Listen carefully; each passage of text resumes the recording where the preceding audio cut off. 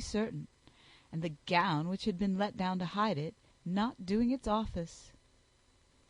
"Your picture may be very exact, Louisa," said Bingley, "but this was all lost upon me. I thought Miss Elizabeth Bennet looked remarkably well when she came into the room this morning. Her dirty petticoat quite escaped my notice." "You observed it, Mr. Darcy, I am sure," said Miss Bingley; "and I am inclined to think that you would not wish to see your sister make such an exhibition." "Certainly not." "To walk 3 miles, or 4 miles, or 5 miles, or whatever it was, above her ankles in dirt, and alone, quite alone! What could she mean by it? It seems to me to show an abominable sort of conceited independence, a most country town indifference to decorum." "It shows an affection for her sister that is very pleasing," said Bingley.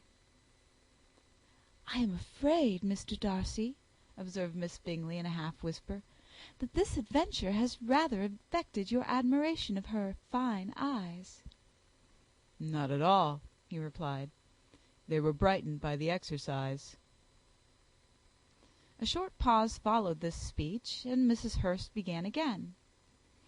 "I have an excessive regard for Miss Jane Bennet. She is really a very sweet girl, and I wish with all my heart she were well settled. But with such a father and mother, and such low connections, I am afraid there is no chance of it."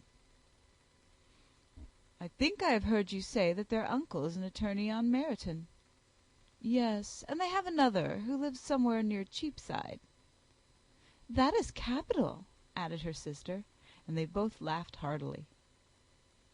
"If they had uncles enough to fill all Cheapside," cried Bingley, "it would not make them one jot less agreeable." "But it must very materially lessen their chance of marrying men of any consideration in the world," replied Darcy.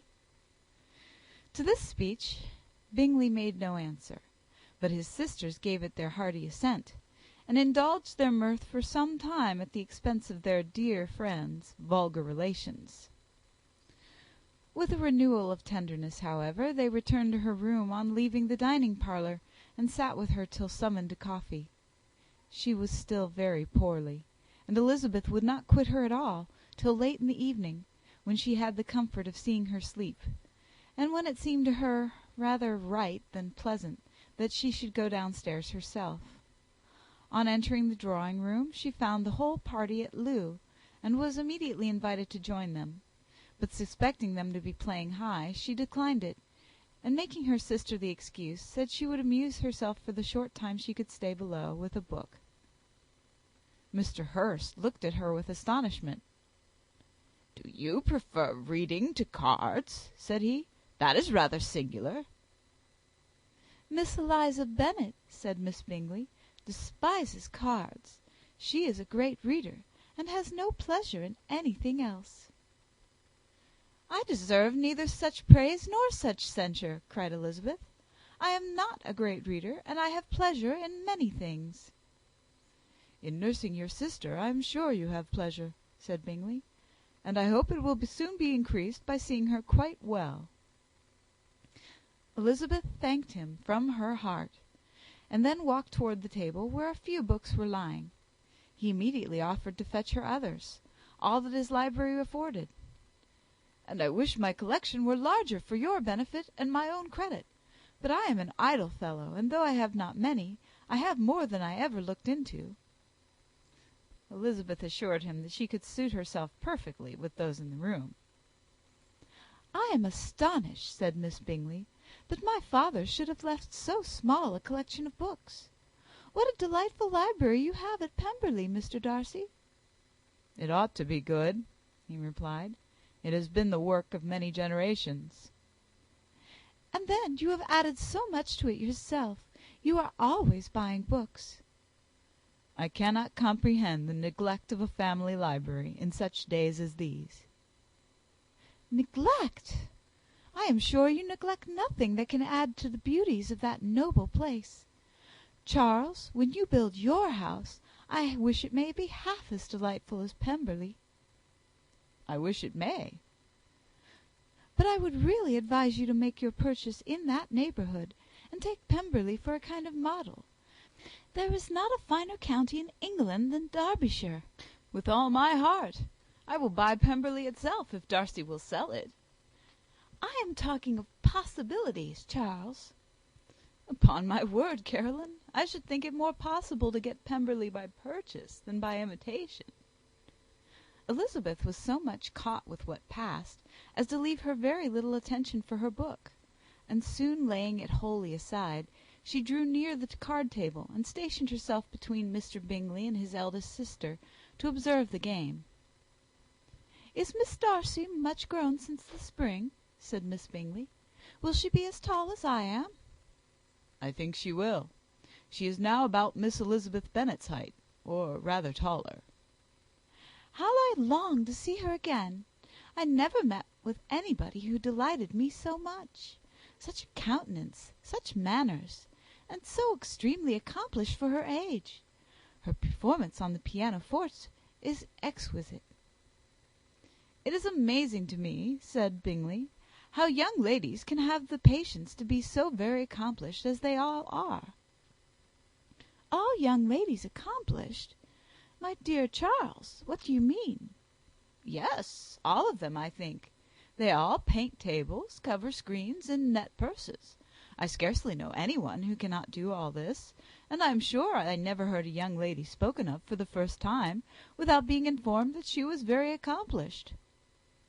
"Your list of the common extent of accomplishments," said Darcy, "has too much truth.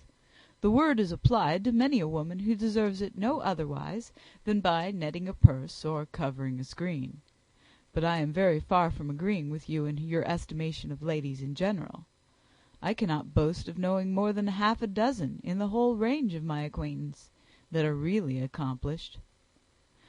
"Nor I am sure," said Miss Bingley. "Then," observed Elizabeth, "you must comprehend a great deal in your idea of an accomplished woman." "Yes, I do comprehend a great deal in it." "Oh, certainly," cried his faithful assistant. "No one can be really esteemed accomplished who does not greatly surpass what is usually met with.